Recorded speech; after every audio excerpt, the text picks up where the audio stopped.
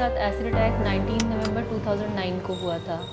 मैं पानीपत में थी और एज अ स्टूडेंट काउंसलर एक पंजाब टेक्निकल यूनिवर्सिटी के ऑथराइज्ड लर्निंग सेंटर में काम भी करती थी और वहाँ पर जॉब भी कर रही थी और एमबीए में एडमिशन भी ले चुकी थी, पढ़ाई भी कर रही थी। जहाँ मैं काम कर रही थी और पढ़ाई भी कर रही थी, वहाँ के जो लोग थे, जो मेरा एम्प्लॉयर था, he wanted to take advantage कि मतलब पॉजेसिव था थोड़ा कि किसी से बात नहीं करने देना है, किसी के मतलब हर चीज़ में रोकथाम करना। अगर मैंने परेशान होकर कहीं और नौकरी करनी चाहिए तो मुझे वहाँ से निकलवा दिया।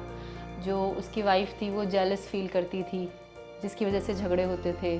तो इस वजह से ये, और वहाँ पर जो स्टूडेंट थे वो स्टूडेंट ने इन सब लोगों के साथ मिलकर, मतलब जो पहले तो यशविंदर मलिक था जो मुझे परेशान करता था, सेक्सुअली हैरेस करता था, उसकी वाइफ़ थी जिसको अपने पति की इन हरकतों के बारे में पता था, जो मुझसे जेलस फील करती थी और मुझसे बदला लेना चाहती थी। एक स्टूडेंट था जिसको 40,000 रुपये देकर और एक और लड़के से जो उसका कज़न था ये अटैक करवाया गया। एक चीज़ तो ये होती है कि जब भी आप परेशानी में होते हो तो एक घर ही ऐसी चीज़ होती है कि घर वाले आपको सपोर्ट करते हैं। तो मेरे घर में मेरी फैमिली ने मुझे इलाज के लिए दिल्ली ले आए और मेरा इलाज करवाया, पर उसके बाद भी मैं सिर्फ एक ही आँख से देख सकती हूँ, दूसरी आँख में जो मेरा विज़न है वो पार्शियल रह गया है। मैं रात को अक्सर टकरा जाती हूँ, मुझे साफ दिखता नहीं है, मैं एक मैसेज भी टाइप नहीं कर सकती हूँ। मतलब उसके लिए भी मुझे मदद लेनी पड़ती है क्योंकि मेरा विज़न काफ़ी वीक हो चुका है दूसरी आँख का।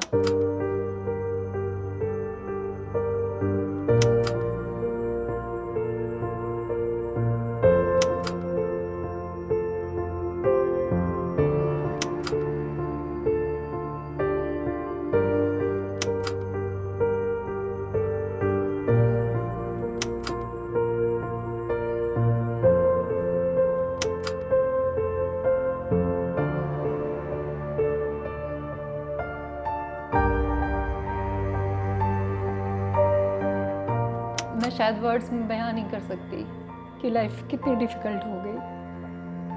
मतलब जज साहब को लगता है कि उन्होंने सिर्फ एक फ़ैसला सुना दिया, उनके लिए सिर्फ एक केस था, लेकिन मेरे लिए मेरी ज़िंदगी थी जो मैं हार गई।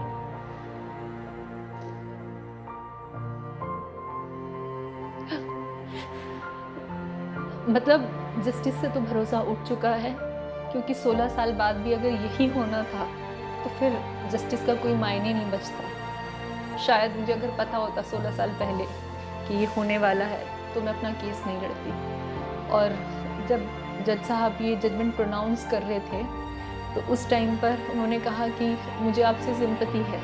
मैंने जज साहब को जवाब दिया कि मुझे आपकी सिंपैथी नहीं चाहिए, मुझे जस्टिस चाहिए। मुझे कोई सरकारी नौकरी नहीं चाहिए, मुझे जस्टिस चाहिए जो आप लोग मुझे दे नहीं पा रहे हैं 16 साल बाद भी। बिल्कुल अब मैं हाई कोर्ट जाऊंगी क्योंकि मैं केस ज़रूर हारी हूँ पर मैं हारी नहीं हूँ। अपने आप को हारा हुआ महसूस अभी भी नहीं करती हूँ क्योंकि वो सारी लड़कियाँ जो आज भी मुझसे होप लेती हैं, और मेरी जो एक ऑर्गेनाइजेशन है ब्रेव सोल्स फाउंडेशन, वहाँ से 300 से ज़्यादा एसिड अटैक सर्वाइवर जुड़ी हुई हैं जिनके लिए मैं काम करती हूँ। उन सब की विशेज़ मेरे साथ हैं और उन सब का कहना है कि मैं आगे अपनी लड़ाई लड़ूँ। हालांकि मुझे ऐसा लगता है कि मैं उन्हें कैसे मोटिवेट करूँगी जब 16 साल बाद मैं अपना ही केस हार गई। कई केसेस हमारी ऑर्गेनाइजेशन में ऐसे भी आते हैं जहाँ पर लड़की बताती है कि वो इतनी मजबूर थी कि उसने 2 लाख रुपए में सेटलमेंट कर ली एक्यूज़ के साथ जिसने एसिड अटैक किया था। मैंने समझाती थी कि आप सेटलमेंट मत करो, अपना केस लड़ो, लेकिन आज मुझे समझ नहीं आ रहा है कि क्या सही है क्या गलत है। अगर यही होना है तो शायद मुझे किसी को मोटिवेट नहीं करना चाहिए कि वो अपना केस लड़े, शायद सेटलमेंट करना ठीक था। मेरे सामने भी ये सवाल है। हाँ, मेरे पास भी ये ऑफ़र आया था, मतलब मुझे करोड़ों रुपए ऑफ़र किए गए कि मैं अपना केस सेटल कर लूँ, लेकिन मैं नहीं मानी क्योंकि मुझे लगता है मुझे वो चीज़ पैसे से वापस नहीं मिल सकती। जो मैंने खोया मेरी ज़िंदगी में वो अनमोल था, मैं उन लोगों को कभी माफ़ नहीं कर सकती। तो मैंने उनका वो ऑफ़र ठुकरा दिया, जिसके बाद उन्होंने मुझे कहा कि वो इस केस को इतना लंबा खींचेंगे और उन्होंने किया, वो हुआ भी। 16 साल खिंचा भी ये केस, लेकिन जब भी हर बार मैं कोर्ट जाती थी तो मैं उस अपना पहला कदम जब कोर्ट में रखती थी उस उम्मीद के साथ रखती थी कि मुझे जस्टिस मिलेगा। बेशक 16 साल लग रहे हैं, लेकिन बहुत नाउम्मीदी हो गई है कि वो नहीं मिला मुझे। मुझे लगता है कि ऐसा नहीं कोर्ट जस्टिस नहीं कर पा रहा, कोर्ट जस्टिस करना नहीं चाहता है। मतलब जहाँ पर चीज़ें आ जाती हैं डेलिबरेटली वहाँ पर असर पड़ता है। आप किसको जिम्मेदार ठहराएंगे? पुलिस कुछ काम नहीं करती, हमारी जुडिशरी इनसेंसिटिव है। एसिड पर आज तक रोकथाम नहीं लगी कि उसकी मतलब सेल बैन हो जाए। आज भी रेप खुले हो रहे हैं, 10-10 साल तक ट्रायल चलता है, तो कौन डरेगा? क्राइम तो बढ़ेंगे। और अगर इस तरह का फैसला आएगा तो ये एक पैटर्न बन जाएगा कि लोगों को पता है कि मैं कोई भी क्राइम कर दूंगा तो मुझे अगले 15 साल 16 साल तो कोर्ट में लड़ना ही है, बेल तो मुझे मिल जाएगी। तो फिर कौन क्राइम करने से डरेगा? मतलब ये तो खुलेआम क्राइम होंगे ना। फिर मैं ये बताना चाहूँगी कि एसिड अटैक बहुत दुख भरा होता है। ये सिर्फ एक केस नहीं है, ये कुछ पल की बात नहीं है, पूरी ज़िंदगी की बात है। हर पल की तकलीफ़ों के से जो गुज़रना पड़ता है और पूरी ज़िंदगी गुज़रना पड़ेगा। मेरी जो ये एक आँख है, इसमें मुझे हर रोज़ हर घंटे दवाई डालनी पड़ती है और वो पूरी ज़िंदगी डालनी पड़ेगी।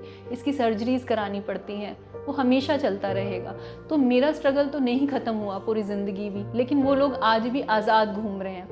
सीजेआई ने कहा था जब दिसंबर में एक पीआईएल में मैं गई हुई थी सुप्रीम कोर्ट, तो सीजेआई ने कहा था कि ये मॉकरी ऑफ द सिस्टम है, एक्चुअल में मॉकरी ऑफ द जस्टिस है ये, कि आपने जस्टिस को तमाशा बना के रख दिया है। आप उसको दे भी नहीं सकते हैं और आप उसको छोड़ भी नहीं सकते हैं, तो आखिर आप करना क्या चाहते हैं? हाँ, मेरी फैमिली मेरे सपोर्ट में है, लेकिन उनको भी ये पता था, बहुत साल पहले उन्होंने भी मुझे ये कहा था कि कोर्ट में सिर्फ धक्के खाने को मिलेंगे, और वही मुझे मिला। मेरा था कि नहीं, मुझे इंसाफ मिलेगा। मैं ये लड़ाई तो लड़ती रहूँगी, चाहे हाई कोर्ट हो, चाहे सुप्रीम कोर्ट हो। पर सोचने वाली बात ये है कि मैं अपने 20s में थी जब मैंने ये बैटल शुरू की थी। आज मैं अपने 40s में आ चुकी हूँ। क्या मैं अपने 60s में होंगी जब मुझे जस्टिस मिलेगा हाई कोर्ट सुप्रीम कोर्ट्स के बाद, या फिर तब भी मिलेगा या नहीं मिलेगा, मुझे नहीं पता। जितने भी लोग मुझे सुन रहे हैं, देख रहे हैं, बस मेरी आप सबसे एक गुजारिश है कि जितना ज़्यादा हो सके मुझे सपोर्ट करें, मेरे लिए आवाज़ उठाएं, ताकि किसी और लड़की के साथ नाइंसाफ़ी ना हो। क्योंकि मेरी आवाज़ उन सब लड़कियों की आवाज़ है जिनके साथ नाइंसाफ़ी हो रही है। तो हमें इस आवाज़ को आगे लेकर जाना है, ताकि जस्टिस से जो मेरा भरोसा उठ गया है, जो और लड़कियों का भरोसा उठ चुका है, वो फिर से बन जाए।